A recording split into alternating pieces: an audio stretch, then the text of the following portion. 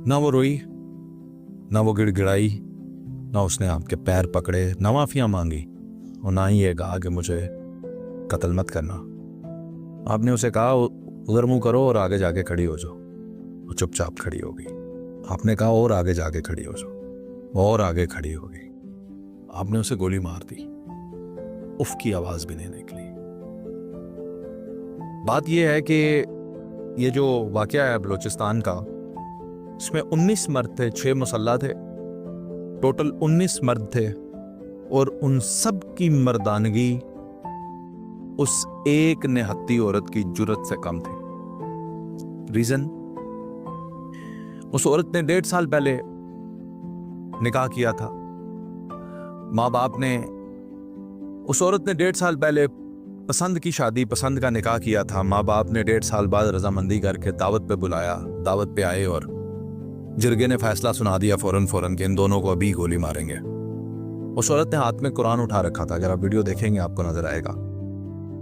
उसने कहा मैं कुरान उठाती हूँ, मेरा यही आखिरी सबूत है, यही आखिरी सहारा है कि मैंने जिना नहीं किया, जो सजा है ये सजा जिना की है, मैंने जिना नहीं किया, मैंने निकाह किया है।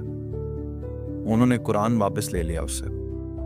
काश कि वो जो शख्स कुरान वापस ले रहा था कुरान को पढ़ना भी जानता होता, कभी तो उसने कुरान पढ़ा होता, तो वो कुरान से इस मसले का हल ले लेता।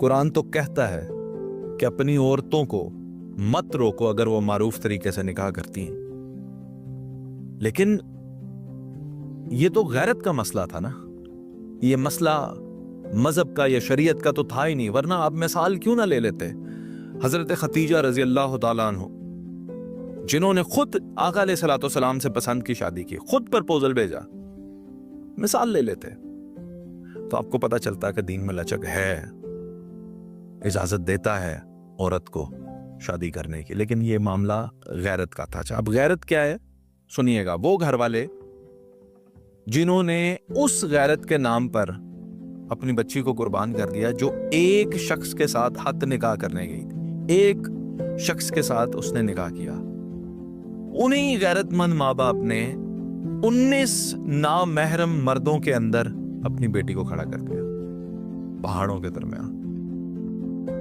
और वो 19 गैरतमंद अपनी इज्जत बचाने के लिए एक औरत को मारते हैं। अच्छा किया आपने उसे मार दिया।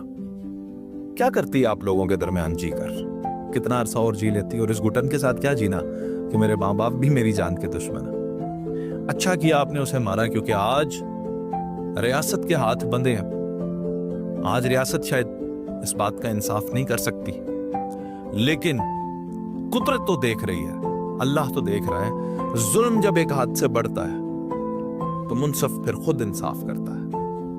हो सकता है इस रियासत को इतना मजबूत बना दे कि वो ही इंसाफ करने लगे, और या फिर अगर वो खुद अपना इंसाफ सुनाएगा तो ये लोग बर्दाश्त नहीं कर सकेंगे। बंदूकों की नोक पर अपनी गैरत के फैसले करने वाले ये भूल जाते हैं कि ये जो बेटियां हैं इनके क्या हकूक हैं, ये जो बच्चियां हैं इनके क्या हकूक हैं। इन 19 गैरतमंद मर्दों ने ना तो जिंदगी में खुद कभी मोहब्बत की होगी, और ना ही ये पसंद की शादी करेंगे, ना करते होंगे, ना ही अपने बेटों की पसंद की शादी करते होंगे, क्योंकि पसंद की शादी तो आपके लिए जुर्म है। और अगर आपने अपने बेटे की पसंद की शादी की तो उसी तरह उसे भी उसके ससुराल वाले खाने पे बुला के मार देंगे। आप कुछ नहीं करेंगे ना, क्योंकि आपका तो ये अपना कानून है, मारूफ कानून है। लेकिन ये गलत है। बेटों की शादियां तो पसंद की सब करवा लेते हैं, बेटियां जो है उनकी शादी कोई नहीं करवाता। मुझे किसी दाना शख्स का एक बहुत अच्छा कौल याद आ गया। मर्द गुस्ल करके पाक हो जाता, लेकिन औरत के माजी को जमाना याद रखता है। इसकी ये कुर्बानी रायगा नहीं जाएगी। आज पाकिस्तान में बल्कि पूरी दुनिया में जो भी इस वाक़ये को देख रहा है, शायद ही कोई होगा जो कहता होगा कि इस औरत ने गलत किया। ये गवाहियां कोई